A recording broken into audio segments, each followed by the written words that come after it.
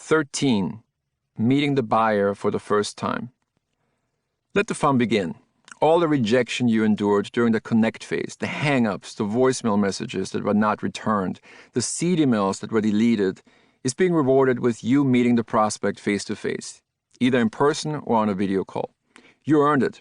And that's really why you got into sales in the first place, right? Building relationships by being social, maybe even schmoozing them over lunch, and telling prospects about your product or service. Easy work. Well, not so fast. While most salespeople would pick a first meeting with a buyer over a cold calling session at the office any day of the week, conducting this meeting effectively is one of the most challenging tasks in the entire sales process, possibly the most challenging. To stick with our tennis analogy from earlier, you can look at it as the Wimbledon of all sales calls. A win is difficult to pull off. Many studies over the years have tried to determine if sales success is correlated more with strong performance during the first meeting with a prospect or during the later proposal meeting when you actually present your customized solution and try to finalize the deal. It's also a question I ask in sales trainings all the time. Which of the two meetings is more important? The results are always the same.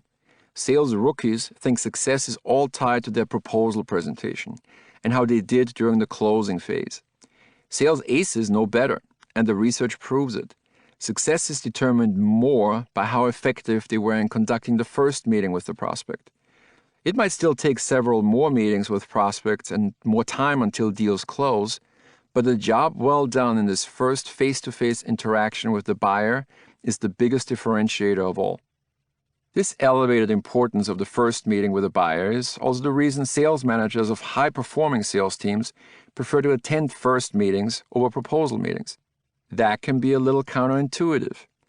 Isn't the sales manager supposed to come in toward the end of the sales process and try to help close the deal? The exact opposite is the case. Effective sales managers know that the first meeting takes more finesse and that their experience is needed more there. Then they stay with the deal through the entire sales process, including the proposal meeting. An effective first meeting takes skill. Effective salespeople know that an effective first meeting with a buyer needs to accomplish a long list of things, including putting buyers at ease with you and ill at ease with their status quo, provoking their thinking and opening them up to new possibilities, building rapport with buyers and determining their personality and style, uncovering challenges buyers face and needs they have, determining if your potential solutions would be a good fit for what buyers need, uncovering obstacles to buyers making a change and becoming customers, ensuring buyers see your company as a viable future partner, ensuring buyers see you as a viable future partner, helping buyers understand the process of doing business with you, gaining a clearer picture on timing and decision-making processes, walking away with a clearly defined assignment and next step. Easy? Not at all. Unfortunately, much like what you experienced during the initial outreach phase, the cards are also stacked against you when it comes to the first prospect meeting. And again, you can thank all the bad salespeople who were there before you for it. Most buyers keep their guard up and approach the first meeting with a salesperson they have not previously met with caution. Another one of these sales guys who will give me a capabilities presentation and claim they're number one. When does the dog and pony show start? How long is this going to take? When is he telling me he wants to find out more about my needs? Just another salesperson I have to educate on my business and industry. When are they trying to close me? Even if I like what I'm hearing, I just don't have the time to make a change right now. Success is never guaranteed anyway, and what a pain in the butt it would be to get the others on the team on board. I can't even remember why I agreed to the meeting. I have so many other things to get done. No wonder most sales managers confirm what I've observed for many years. Fewer than half of all scheduled first meetings with buyers result in a second meeting. Yes, that also has to do with lack of lead quality, but the fact remains that the majority of first meetings are not successful. First meeting objective. The primary goal of a first meeting is for you to walk away with a clearly defined assignment and next step. Similar to how you measured the effectiveness of a cold calling session by the number of face-to-face meetings you were able to schedule, Measure first meeting success by the absolute number of assignments you're receiving and the number of assignments as a percentage of all first meetings. If you want to hold yourself to an even higher standard, measure the quality of your first meeting with prospects by asking yourself, would prospects be willing to pay you simply for the meeting itself, even if it doesn't result in any further action? Would they pay you because you shared information they didn't have access to or were not aware of? Would they pay you because the quality of your questions led them to conclusions they wouldn't have drawn without your prompting? Would they pay you because the time with you was worth theirs? While these questions aren't realistic in most real-life sales scenarios, it's important to at least approach first meetings with that mindset.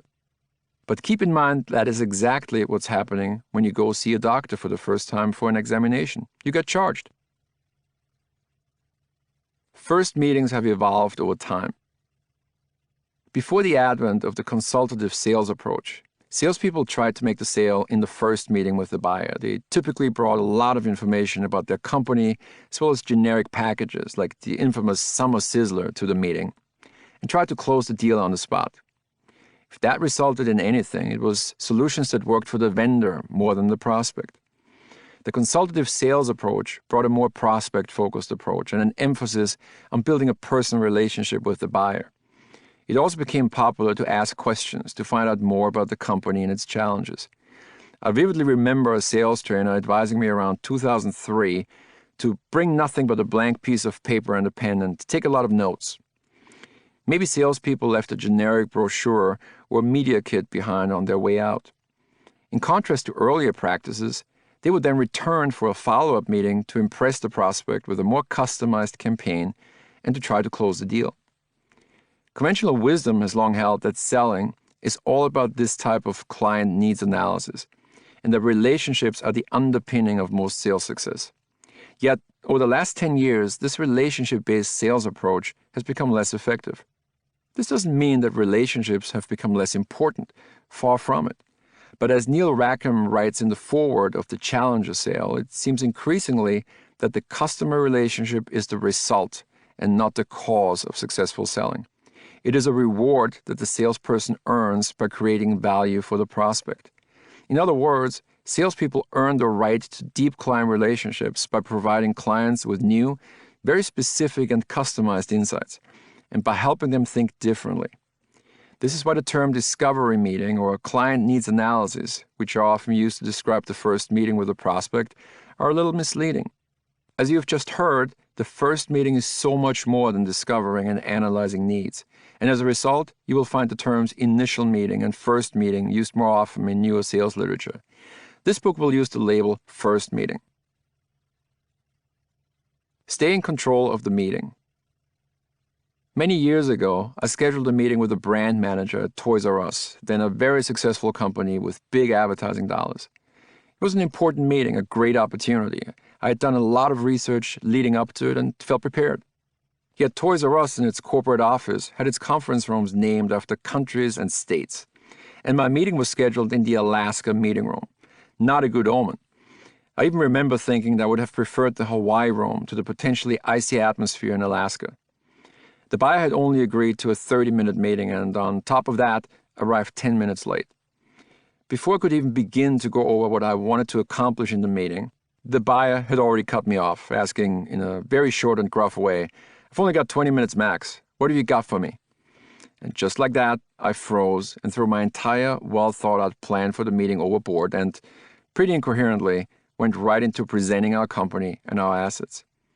It all went downhill from there. The meeting was a complete disaster, and needless to say, there was never a second one.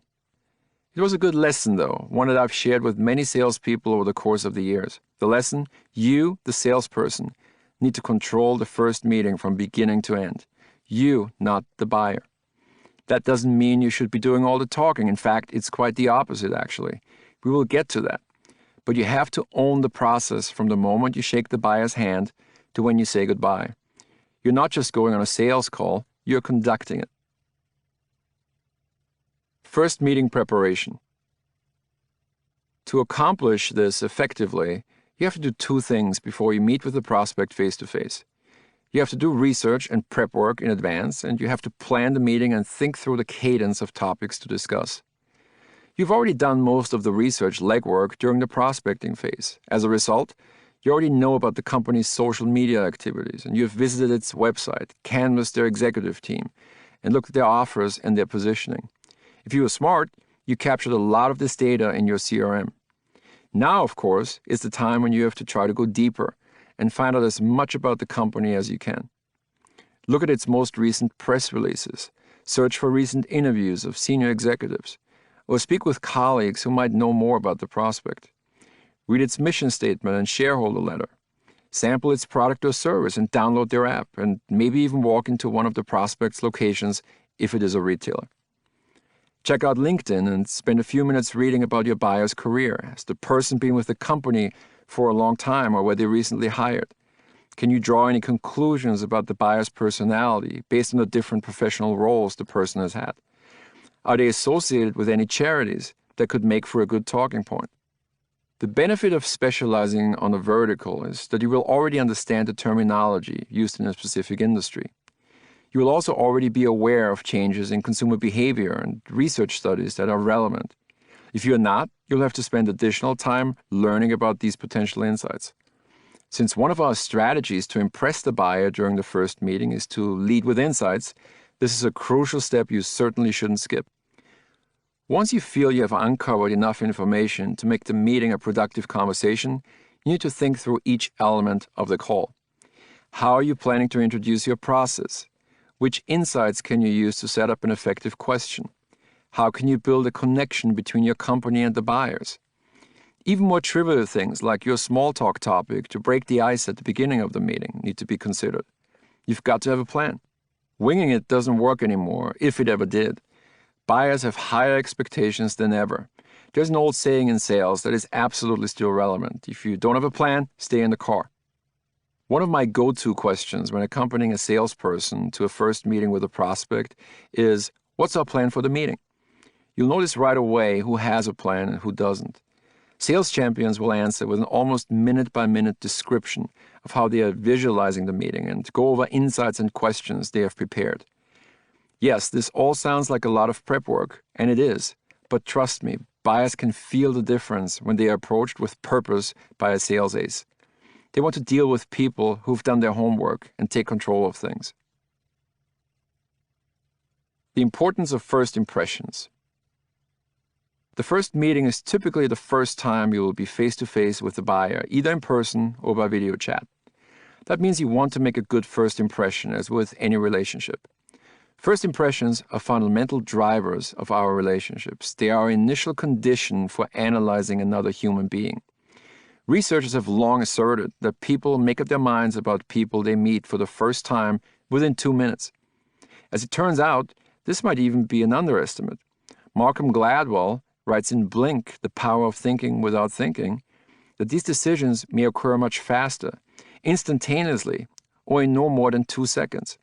In other words, you have no room for error and need to be on top of your game from the moment you shake the buyer's hand or appear on video.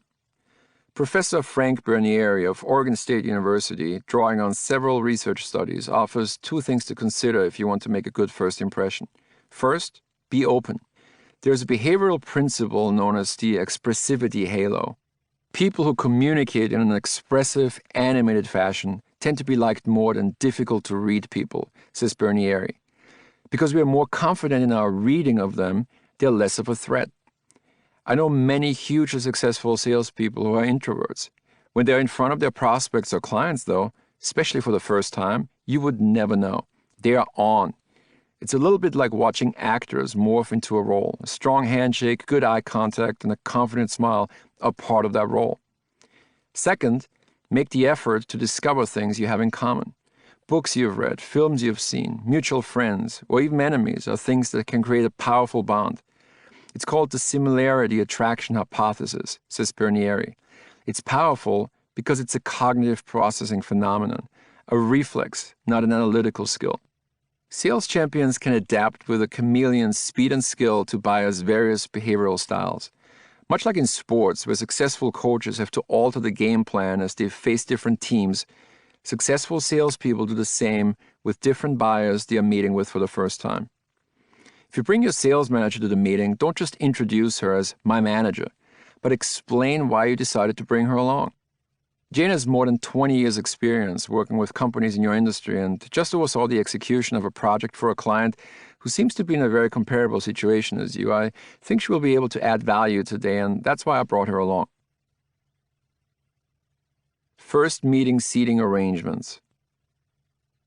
Seating arrangements will vary depending on the buyer's type of business. There's certainly a difference if you're meeting in the buyer's actual office or in a conference room. Ideally, you know in advance what type of setting you will be walking into. Again, that's another reason why it pays to establish a good relationship with gatekeepers. For example, if you meet in the buyer's office with the buyer sitting behind the desk and you facing the buyer from the other side of the desk, a common scenario in many small to medium-sized business meetings, showing a PowerPoint deck built for the big screen of a conference room will most likely not be very effective. While this sounds trivial, it's important to think these things through in advance. Figure 13.1 shows a few examples of conference room settings. A first meeting with a new prospect is not some diplomatic mission, so don't feel obligated to automatically sit across from your prospect on the opposite side of the conference room table. You're not negotiating a nuclear arms treaty with Russia. If you sit on the opposite side, it will give the meeting a certain negotiating atmosphere when all you want to do at this point is have a business conversation with the buyer. It's already hard enough to build rapport with a person you've never met before. No need to create an additional divide. If you're sitting at a round table, scenario 1 in figure 13.1, try to sit next to the buyer and work from one handout instead of two separate ones. If it's a longer rectangular table, which is typical for many conference and boardrooms, and you're meeting with one person, scenario 2, try to sit at a 90-degree angle, with either the prospect or you sitting at the head of the table. If there are more than 2 people in the meeting, the seating arrangements change slightly, scenarios 3 and 4. But a good guiding principle is to mix up salespeople and buyers as much as possible, instead of one company team sitting on one side of the conference table and the other team across from it. If you're planning to project some of your information on a large TV screen in a conference room, scenario 5, it definitely helps if you're the one sitting closest to the screen. That way buyers don't have to consistently turn between the screen and you. First meeting as a video call. The number of first-time face-to-face meetings that are conducted over video call has increased exponentially since COVID-19 arrived on our shores. It is important to follow best practices for virtual first meetings to maximize their effectiveness. Let the prospect know in advance the meeting will be a video call and not a phone call. For example, by including it in your confirmation email the day before and in the subject line of your meeting invite. Make sure your computer volume is turned up. Practice sharing your screen, video, and files before the meeting, but only share your screen and presentation when it helps to make your point. The better the participants can see each other, the more conversational the video meeting will be. It is absolutely okay to share your screen for a couple of minutes, unshare, then share again at a different point in the meeting. Dress like you would if you were meeting the prospect in person. Be aware of your background. I personally don't like blurred backgrounds. Instead, I like to make my background interesting in order to spark a conversation. At the time of writing, the main items buyers can see behind me on a video call are a Pac-Man arcade console, several tennis rackets, a Tottenham Hotspur soccer ball from 1953, and a picture of the New York Mets. Rarely does a prospect not comment on at least one of these things. Sit in a well-lit location, ideally with a window or lamp in front of you, not behind you. Limit distractions. For example, turn off your computer notifications, silence your cell phone, and put a Do Not Disturb sign outside your closed door. Act as if you are conducting the meeting in person. Look straight into the camera instead of at your screen to establish good eye contact. Even more than in a typical in-person setting, acknowledge that you understand what the buyer is saying by clearly nodding or smiling. Ask buyers to turn on their cameras. If you are on video, most people will get the hint even without asking, but if necessary, don't be shy about inquiring if they have video capabilities. It's called a face-to-face meeting for a reason. You are selling during the first meeting. In most business-to-business sales situations, at least the ones we are focusing on in this book, the actual product, service, or solution will not be sold in the first meeting. But don't believe for a second you are not selling during this first meeting with a buyer. You absolutely must be selling in order to move the ball forward. You accomplish this by making mini sales along the way. You started doing this in your earlier confirmation email by including a small assignment for the prospect to complete, your first yes. In that email, you ask them to read an article, complete a survey, invite someone else within the company, or think about a topic you are planning to discuss. Now you will continue to do that throughout this meeting and beyond. The best first meetings are the ones where both parties walk away with a to-do list to complete before the follow-up meeting. The more you do that, the more engaged the buyer will be throughout the sales process. You want buyers to believe that based on the case studies and insights you're sharing, your company is a potential partner for them. Another yes. Selling them on your process at this stage is much more effective than focusing on your product. What is it like working with your company? What are next steps you can agree upon? The next yes. And of course, you're selling yourself, your experience, your background, your successes, your commitment, your dedication.